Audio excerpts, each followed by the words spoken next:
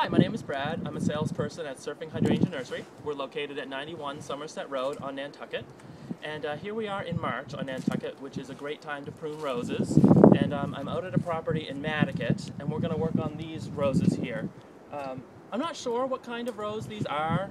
They might be New Dawn, they could be any number of roses. It doesn't really matter. There's two types of roses that you'll be pruning this time of year as far as climbing roses. This is likely a modern climbing rose, like New Dawn. The other type of rose that we can prune is called a rambling rose. But anyways, this is a modern climbing rose, so let's just get that straight off the bat. I can tell just by looking at it. So we're going to prune it for a few reasons. We prune roses mainly to produce flowers in the summer. No one much would plant a rose unless they got flowers, so we're going to treat it now to make sure that it flowers and it's a healthy plant. The health of the plant will make sure that it flowers consistently in June. Most roses will flower in June and then sometimes sporadically later on, but we're shooting for June right now. Alright, so before you approach a new plant that you've never pruned before, it's very important to keep your objectives in mind. And with pruning roses, there's four goals that we have. The first goal is to remove weak, broken, old, and unproductive wood. Just get that out of the way. Once we remove that, we want to encourage new, vigorous replacement growth for the older growth. The third thing is we want to maximize healthy growth that will flower, as we talked about earlier. And then we want to tie in strong canes to cover the area that the rose is growing on. This particular rose is growing on a fence. Ideally, when we're done, maybe in a year or two after taking care of it, we'll cover this entire fence and have roses blooming from almost ground level all the way up to the top in June. So those are your four major goals when pruning roses, period. So now we'll get to the procedure of actually doing it. I'm going to take my secateurs. These are, some people call them secateurs, some people call them pruners, whatever you want to call them. These are really good ones. These are Okatsune pruners. They're Japanese. They're my favorite. Velcos are fine too. Yeah, so I'm going to take a look at this rose, and then I'm going to start correcting the problems that it has. When I look at this rose, I see a lot of vertical growth growing straight up from the ground. That's not ideal. Ideal growth will be lateral and will be separated horizontally so that it's not whacking on itself during the winter. This particular rose wasn't tied, so there's a lot of damage on the rose from top to bottom, and that invites disease issues. Everyone knows that roses are prone to disease, so we want to minimize that. The second major problem with this rose is that it's too tall for the support system, so we're going to take care of that. So anyhow, the first thing I'm going to do is look at it and see any disease, damaged, broken wood. I'm going to take care of that. So in this case, there's a lot of wood that is actually scratched, but there's not a lot of diseased, broken wood. So I would just say, I'm going to take out a few of these here. It's actually not bad. There's a few, but you could spend your time on it and take a while, but for now, that's basically all you do. You take it off.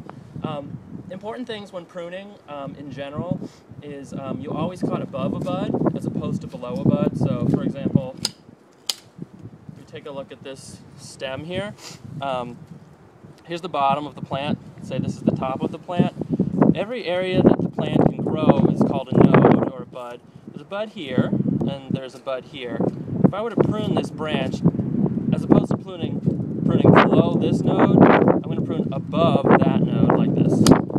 And what that does is, if this were a live branch, it would allow growth to come out laterally from that bud. If we prune below a node, we're just leaving a dead stick that's just going to be dead, and it's not productive. So anyways, we'll clear all the dead and damaged wood out. And then the second thing to do is to take a look at the height of the rose. And again, this one's really tall. If it was growing on a trellis on the house, very often it'll be whipping all over the place, outside of the trellis. We just whack all that off because there's no way we can use that wood anyways. Take it off so it's out of the way. So in this particular one, I wanted to get it go sideways, so I'm going to hold on to this just for a minute, and then we'll go back and tie it in. The next thing to think about are overly complicated branches. And this rose has tons of overly complicated branches. That's a major problem here. So I don't know if you guys can see this, but like say this is a perfect cane here, this big fat one, but it's been pruned several times over the years. what this causes is an awful lot of growth all over the place that is uncontrolled. So really what we want to do is to cut out some of these completely and just be rid of them in order to replace it with new strong growth later on. So what I would do is take that one out, take out, why don't we just take out 2 or 3 in this case?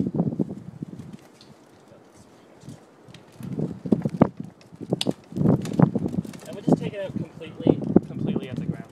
The other thing to keep in mind when you're taking out large pieces, it's better to cut it into smaller pieces and remove each smaller piece than to cut a huge chunk and tear it out of the rose, because obviously every rose has its thorn, and this one is covered in thorns, and it's going to scratch all the other canes, which again will invite disease. So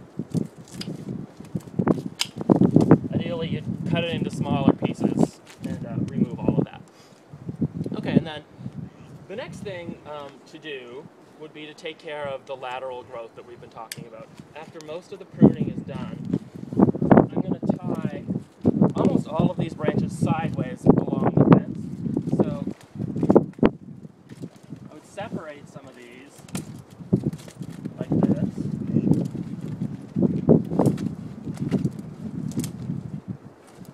And then go in with my twine, and I'm going to tie all of these down sideways.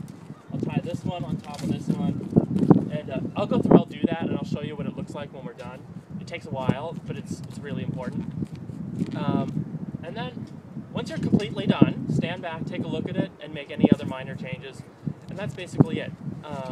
So, again, to review, when pruning modern climbing roses, like this one, major concerns are to remove old, damaged, weak, unproductive wood, to maximize healthy wood that will flower, and to tie in new strong canes to cover the entire support system.